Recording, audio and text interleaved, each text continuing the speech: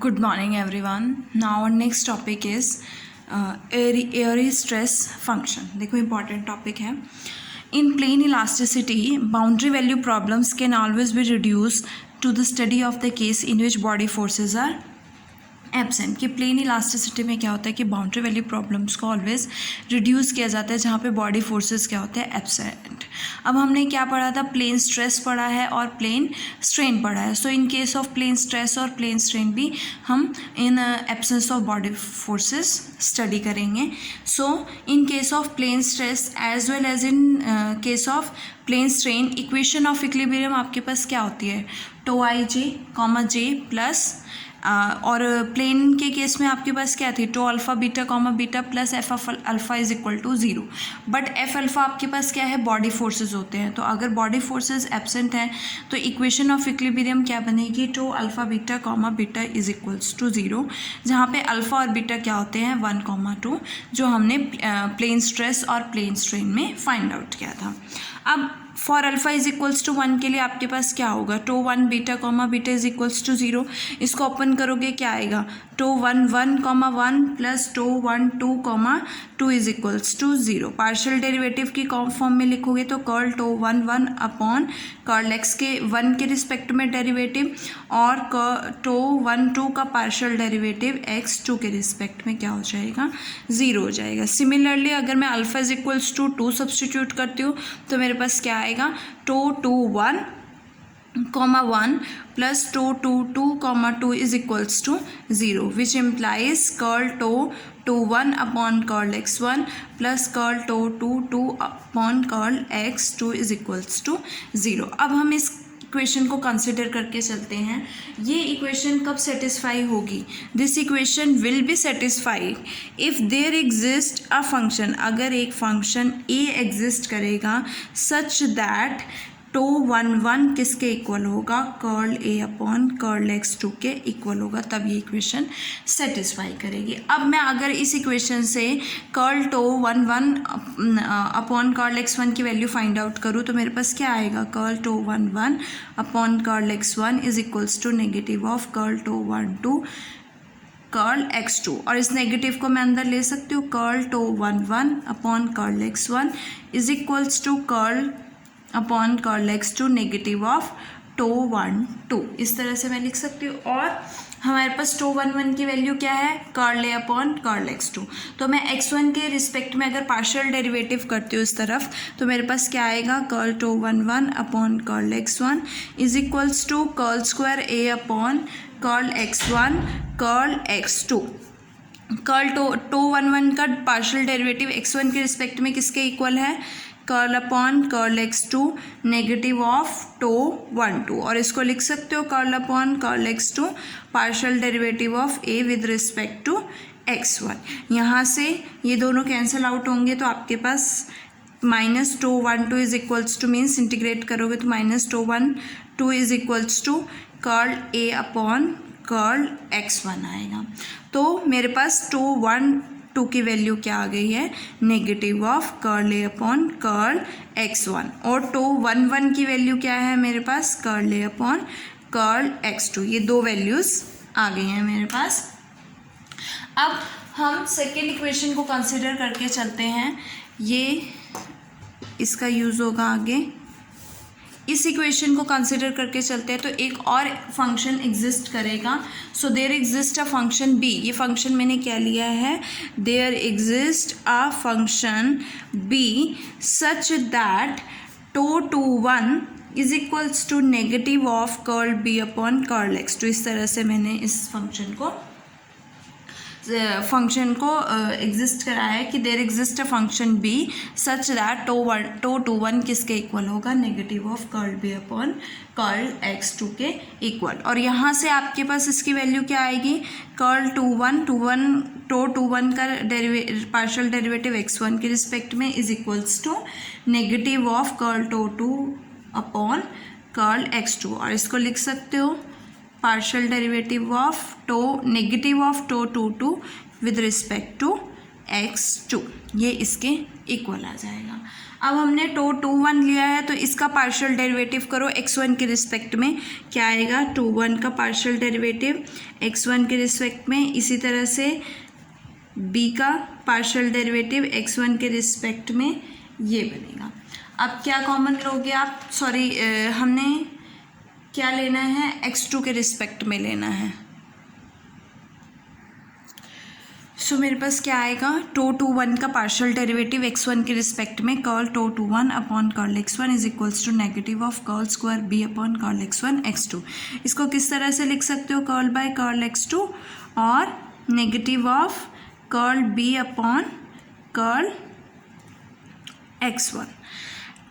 इसका partial derivative किसके equal है, इसके इक्वल है, तो मैं इसको लिख सकती हूँ curl upon curl x2 negative of tau 2 तो यहाँ से मेरे पास नेगेटिव ऑफ टो 2 की वैल्यू क्या आएगी, negative of curl b upon curl x1, hence tau 2 is equals to curl b upon curl x1। और टो 2 1 की वैल्यू क्या आई है, negative of curl b upon curl x2। ये दो आपके पास यहाँ से वैल्यूज़ आई, 3 वैल्यूज़ आई हैं, सॉरी 4 वैल्यूज़ आई हैं। टो 1 1 की value curl a upon curl x2, tau 1 2 की value negative of curl a upon curl x1 and tau 2 2 curl b upon curl x1। Tau 2 1 is equals to negative of curl b upon curl x2। As you know that जो आपके पास stress tensor है tau i j, या हम strain tensor कहें ई आई जे, दोनों ही क्या होते हैं, सिमेट्रिक होते हैं। Means tau i j is equals to किसके इक्वल होता है, टो जे आई के इक्वल होता है। मतलब टो 1 2 किसके इक्वल होगा, टो 2 1 के इक्वल होगा। सो टो 1 2 की वैल्यू क्या है यहाँ पे, negative of curl a upon curl x1, और टो 2 1 की वैल्यू क्या है, negative of curl b upon curl x2। Negative से negative cancelled, we get curl a upon curl x1 is equals to curl b upon curl x2। अब ये दोनों equal कब होंगे, जब एक फंक्शन एग्जिस्ट करेगा u सच दैट a जो है, u का क्या होगा, मैंने वो फंक्शन कैपिटल U ले लिया, u जो है a जो है u का partial derivative with respect to x2 होगा, और b जो है u का partial derivative with respect to x1, तभी ये दोनों इक्वल होंगे terms. So there exist a function capital U such that a किसके इक्वल होगा, curl u upon curl x2 and b किसके इक्वल होगा, curl u upon curl x1, ताकि आप जब इसमें पुट करो तो आपके पास क्या है, curl square u upon curl x1 curl x2, curl square u upon curl x1 curl x2। अब ये वैल्यूज़ हमने a और b वैल्यूज़ जो है किस में सब्स्टिट्यूट करनी है, जो आपके पास टो 1 1 टो 2 2 टो 1 2 की वैल्यूज़ आई हैं उसमें सब्स्टिट्यूट करनी है। तो टो 1 1 की वैल्यू क्या है, सबसे पहले हम टो 1 1 लेके चलते हैं। टो 1 1 क्या है, curl a upon curl x2, a की वैल्यू सब्स्टिट्यूट करोगे तो curl square u upon curl x2 square हो जाएगा, और इसको कॉमा नोटेशन में लिखोगे तो u कॉमा 2 2, मीन्स टो 1 1 की वैल्यू क्या आई है, u कॉमा 2 2। अब हम चलते हैं टो 2 2 की वैल्यू पे। सो टो 2 2 क्या है, curl b upon curl x1, और b की वैल्यू क्या है, curl u upon curl x1, so we get curl square u upon curl x1 square which is equals to u comma 1 1। it means u का partial derivative 2 times 1 के x1 के respect में, ठीक है, second order partial derivative. अब आता है हमारे पास टो 1 2 की वैल्यू या टो 2 1 की वैल्यू। सो टो 1 2 पे चलूँ तो मैं negative of curl a upon curl x1 आएगा, है ना, और टो 1 2 टो 2 1 के इक्वल होगा, तो इट मीन्स ये टो 2 1 के इक्वल भी होगा, negative of curl a upon x1। a की वैल्यू क्या है आपके पास, x2 के रिस्पेक्ट में, means negative of curl u upon curl x1 curl x2, और we can write negative of u comma 1 2, तो इसकी वैल्यू क्या आएगी, नेगेटिव ऑफ u कॉमा 1 2। चाहे आप टो 1 2 से फाइंड आउट करो, चाहे आप टो 2 1 से फाइंड आउट करो। अब हमारे पास जो है इक्वेशन ऑफ इक्विलिब्रियम, जो आपकी टो अल्फ़ा बीटा कॉमा, हम लिख सकते हैं कि for the equation of equilibrium, क्या थी equation of equilibrium, tau alpha beta comma beta is equals to 0 के लिए there exist a function capital U जो कि किसका फंक्शन है, x1 एंड x2 का, सच दैट हमारे पास क्या मिला है, tau 1 is equals to u comma 2 tau 2 is equals to u comma 1 and tau 1 is equals to tau 2 is equals to negative of u comma 1 यहाँ पे जो capital U है इसे हम क्या कहेंगे, where u is called Airy stress function, जो हमारा टॉपिक है, इम्पॉर्टेंट है ये, आगे यूज़ होगा, एयरी स्ट्रेस फंक्शन। ये तो था एयरी स्ट्रेस फंक्शन। अब हम इसकी कंपैटिबिलिटी कंडीशन देखेंगे। इक्वेशन ऑफ इक्विलिब्रियम थी, अब हम चलते हैं कंपैटिबिलिटी इक्वेशन पे। In the absence of body forces, so in the absence of compatibility equation in terms of stress, in the absence of body forces क्या होती है, del square hash is equals to 0। यहाँ पे hash की value क्या होती है, tau 1 plus तो 2 जो आपने इलास्टिसिटी में किया था। अब यहाँ से और प्लेन स्ट्रेस और प्लेन स्ट्रेन के केस में आपके पास क्या आ जाती है, तो 1 प्लस तो 2 हो जाती है। तो डेल स्क्वायर तो 1 प्लस तो 2 इज इक्वल्स टू 0। तो 1 की वैल्यू एयरी स्ट्रेस फंक्शन की टर्म्स में क्या है, u कॉमा 2 और तो 2 की value u comma 1 is equals to 0। तो यहाँ से क्या आएगा, del square u is equals to 0। It means del 4u is equal to 0। और अगर डेल 4u 0 है, इट मीन्स u कैसा फंक्शन है, बाय हार्मोनिक फंक्शन है। So every solution of biharmonic equation, और बाय हार्मोनिक इक्वेशन का कोई भी सोल्यूशन क्या होता है, उसे हम बाय हार्मोनिक फंक्शन कहते हैं। तो इट मीन्स u क्या होगा, बाय हार्मोनिक फंक्शन होगा। और हम कह सकते हैं कि Airy stress function u is by harmonic.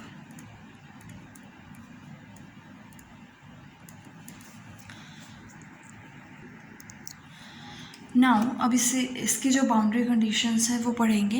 देखो बाउंड्री कंडीशंस का मतलब होता क्या है कि boundary conditions means stress developed inside the body, कि जो बॉडी के अंदर जो भी स्ट्रेस डेवलप्ड हुआ है वो किसके इक्वल होगा, stress is applied on the body, की जितना स्ट्रेस आपने बॉडी पे अप्लाई किया। और एज यू नो दिस, जो स्ट्रेस टेंसर होता है टी अल्फ़ा, वो किसके इक्वल होता है, हम tau alpha beta stress tensor into nu beta, जहाँ पे न्यू बीटा जो है आपका नॉर्मल कंपोनेंट होता है। तो अगर मैं अल्फ़ा इज इक्वल्स टू 1 की बात करूँ तो मेरे पास क्या आएगा, T1 is equals to tau 1 beta nu beta which is equals to tau 1 nu 1 plus tau 1 nu 2। और जो किसके इक्वल आएगा, देखो टो 1 किसके इक्वल है, एरी स्ट्रेस फंक्शन की टर्म्स में u कॉमा 2 न्यू 1 और tau 1 negative of u comma 1 nu 2 is equals to किसके इक्वल हो गया, T1 के इक्वल हो गया। इसी तरह से T2 क्या आएगा, tau 2 beta nu beta is equals to tau 1 nu 1 plus tau 2 nu 2 is equals to, यहाँ से वैल्यू क्या आएगी, टो 1 को पुट करोगे negative of u comma 1 nu 1 plus tau 2 क्या होगा, u comma 2 nu 2 is equals to T2। अब ये दो इक्वेशंस आ गई हैं आपके पास। अब हमें किसकी वैल्यू चाहिए, न्यू 1 और न्यू 2 की वैल्यू चाहिए। देखो न्यू 1 और न्यू 2 के लिए हम एक डायग्राम ड्रॉ करते हैं कि हमारे पास लेट अस सपोज कि ये कर्व है, ये आपके पास कर्व है, इस कर्व का जो टेंजेंट है वो s है, तो ये टेंजेंशियल कंपोनेंट हो गया s। इसके नॉर्मल कंपोनेंट क्या हो गया, न्यू हो गया, ठीक है। तो ये नॉर्मल कंपोनेंट हो गया और इसके अपोजिट डायरेक्शन में माइनस न्यू वेक्टर हो जाएगा। सो यहाँ से ये x1 एक्सिस है और ये x2 एक्सिस है। लेट अस सपोज कि देखो जो आपका नॉर्मल और टेंजेंशियल कंपोनेंट है, इन दोनों के बीच जो है ये दोनों राइट एंगल्स पे होते हैं, दोनों ऑर्थोगोनल होते हैं। इसी तरह से x1 एक्सिस और x2 एक्सिस पे ऑर्थोगोनल होती है। तो अगर मैं x1 और s के बीच का एंगल लेती हूँ तो ये किसके इक्वल होगा, जो इनके परपेंडिकुलर्स, s का परपेंडिकुलर क्या बनेगा, ये बनेगा न्यू और इसके अपोजिट डायरेक्शन सेम। तो s का परपेंडिकुलर ये हो गया और x1 का परपेंडिकुलर ये हो गया। तो इट मीन्स जो इनके बीच का एंगल है वो इनके बीच का एंगल होगा। एंगल 1 किसके इक्वल होगा, एंगल 2 के इक्वल होगा। इसी तरह से x1 और न्यू के बीच का जो एंगल है वो अगर मैंने ये ले लिया 3 और ये 4 लिया है तो इसका परपेंडिकुलर क्या है s, इसका परपेंडिकुलर क्या है ये, इन दोनों के बीच का एंगल भी क्या होगा, सेम होगा। मीन्स 1 2 के इक्वल है और 3 4 के इक्वल है। अब हम न्यू वन की वैल्यू फाइंड आउट करते हैं।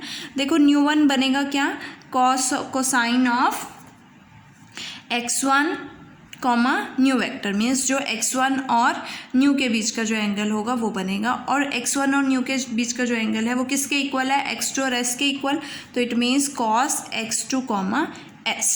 अब मैं इसको क्या लिख सकती हूँ, dx2 अपॉन ds लिख सकती हूँ कि x2 का डेरिवेटिव s के रिस्पेक्ट में, ds के रिस्पेक्ट में। तो हमारे पास क्या आएगा, ये आपके पास रिजल्ट होता है कि cos xi xj is equals to d x i upon d x j, वही हमने ये रिजल्ट यहाँ पे यूज़ किया है। सिमिलरली मैं न्यू टू की वैल्यू फाइंड आउट करूँगी तो न्यू टू की वैल्यू क्या आएगी, cos x2 comma new, x2 और न्यू के बीच का जो एंगल होगा, जो x2 और न्यू के बीच का एंगल होगा वो इसके नेगेटिव के इक्वल होगा, negative of cos angle between this and this, means x1 and s के बीच का एंगल है ना, ये बनेगा ना x1 और s के बीच का एंगल, जो आपका x2 के और न्यू के बीच का एंगल है, क्योंकि अपोजिट डायरेक्शन है नेगेटिव हो जाएगा। तो न्यू और x2 के बीच का एंगल है वो किसके इक्वल होगा, मीन्स 1 किसके इक्वल है, 2 के इक्वल है, तो ये इसके इक्वल आ जाएगा। यहाँ से negative of dx1 upon ds। अब ये वैल्यूज़ हमने ये दो इक्वेशंस में पुट करनी है। फर्स्ट है आपके पास t1 is equals to u comma 2 two nu one minus u comma 1 two nu two, और सेकेंड है t2 is equals to negative u comma 1 two nu one plus u comma 2 two nu two. अब यहाँ से nu one की value substitute करो, क्या आएगा, u comma 2 two nu one क्या है dx2 अपॉन ds, और न्यू टू क्या है, नेगेटिव है, नेगेटिव पॉजिटिव हो जाएगा u कॉमा 1 टू, और यहाँ से dx1 अपॉन ds। यहाँ से आप इसको लिख सकते हो कि अगर सॉरी यहाँ पे ds है, इसको मैं लिख सकती हूँ d बाय ds, क्योंकि इसमें सेकेंड जो है वो कॉमन है, तो मैं u कॉमा 2 लिख सकती हूँ। इसको कैसे, अगर मैं इसको ओपन करती हूँ तो मीन्स इसका पार्शियल डेरिवेटिव x1 के रिस्पेक्ट में और x1 का ds s के रिस्पेक्ट में होगा। तो मैं इसका 1 के रिस्पेक्ट में करूँगी तो u12 या u21 आएगा, और x1 का s के रिस्पेक्ट में ये टर्म हो जाएगी। फिर मैं इसका x2 के रिस्पेक्ट में करूँगी तो u कॉमा 2 आएगा, और x2 का s के रिस्पेक्ट में तो dx2 अपॉन ds आएगा। अब इस पे आते हैं, t2 is equals to minus u comma 1 two nu one क्या है dx2 अपॉन ds, और ये क्या बनेगा, negative of dx1 upon ds। Negative common लेंगे, लेफ्ट हैंड साइड में लेके आएंगे तो माइनस t2 की वैल्यू क्या आएगी, u comma 1 two dx2 upon ds plus u comma 2 two dx1 upon ds, और इसको मैं लिख सकती हूँ डेरिवेटिव ऑफ u कॉमा 1, क्योंकि जब आप इसको ओपन करोगे तो क्या आएगा, इसका डेरिवेटिव x1 के रिस्पेक्ट में क्या बनेगा, ये बनेगा, सॉरी x2 के रिस्पेक्ट में क्या, x1 के रिस्पेक्ट में क्या बनेगा,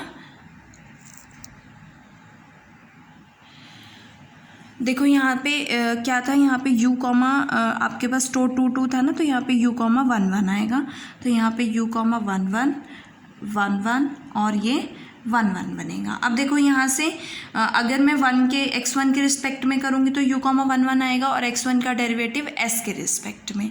इसी तरह से मैं 2 के रिस्पेक्ट में करूँगी तो यहाँ से इसका 2 के रिस्पेक्ट में होगा, और x2 का s के रिस्पेक्ट में, तो ये पूरी टर्म आ जाएगी।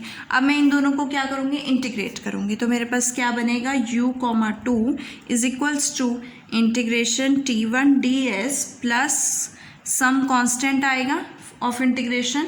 इसी तरह से negative of integral u comma 1 की वैल्यू क्या आएगी, negative of integral t2 ds plus some constant. So यहाँ से मेरे पास u कॉमा 2 और u कॉमा 1 की वैल्यू आ गई है। इसको मैंने ले लिया f1, अगर मैं इसको f2 ले लेती हूँ और इस टर्म को मैं क्या ले लेती हूँ, पूरी को f1 ले लेती हूँ, तो मैं ये लिख सकती हूँ u comma 2 is equals to f2 plus constant, और इसको लिख सकती हूँ u,1 is equals to f1 plus constant. और इन कॉम्पैक्ट फॉर्म